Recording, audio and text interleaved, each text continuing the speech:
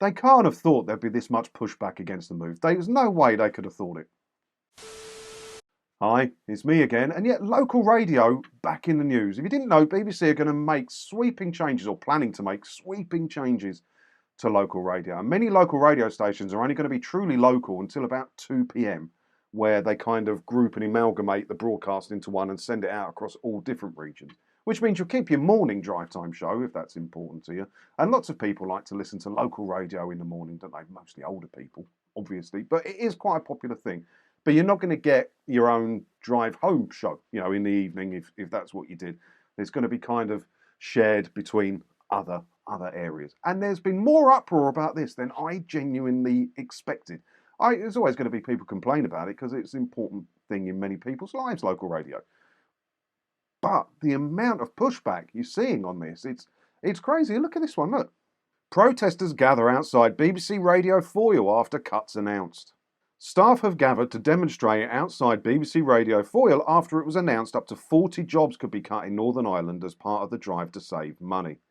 Now, the BBC have actually zero interest in saving money, I think. When you see some of the job postings, 7 assistant new commissioners coming in. So all these job cuts here are only going to pay for them. But they haven't existed in the past. Why do they need to exist now? I don't understand the point of that. And some of the shows they're spending money on and some of the things they're doing, Lineker, they're not interested in saving money, are they? So what is it really about that they're cutting the radio? Is it because they know long-term radio is completely unsustainable on the 3.7 billion quid a year? Because you can understand that. It's got to be hard to run a media organisation with studios and staff and big fuck-off buildings in London and all these local radio stations on 3.7 billion quid a year. It must be really tricky because there are many countries out there that don't have a GDP of 3.7 billion quid a year, but they manage to build airports and bridges and roads and infrastructure and hospitals and pay for teachers.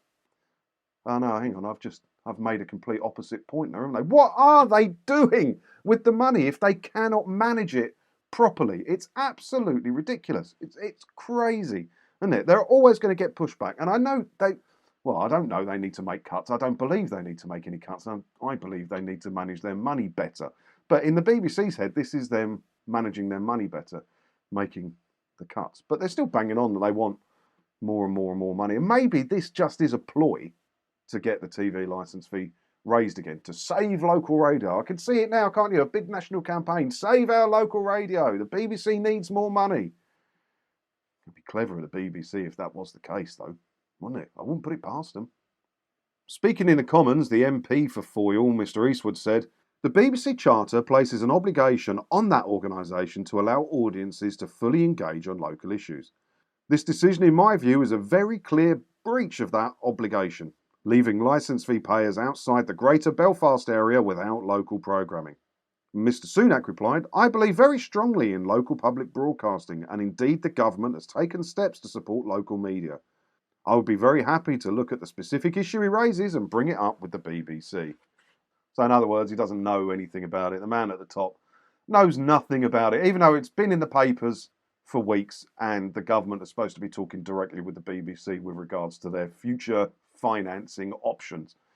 But yeah, the man at the top doesn't know nothing about, doesn't know anything about any of that. So make of that what you will. But yeah, this could all be a ploy, now I come to think of it, to get the BBC more money.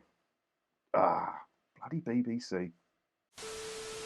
What do you think about this then? Do you listen to BBC local radio? I've said in many videos that on occasion, on the drive to work, I listen to BBC Essex because sometimes I don't want the music on, and I like listening to the oldies phone in and complain about their latest thing to complain about. I find that quite interesting. I like those kind of conversations in real life, so I like them on the radio too. But yeah, if you listen to it, let me know if it's going to annoy you. If you're a licence fee payer, you can be annoyed about it. If you don't pay your licence fee, but you listen to BBC Radio like me, which you're allowed to do, yeah, can you complain about that? Is it all right to complain? I don't know. Let me know what you think in the comments below. And as always, thanks for watching, and don't forget to hit the subscribe button if you haven't already, because that way, hopefully, I'll see you in another video again soon. Ta-da.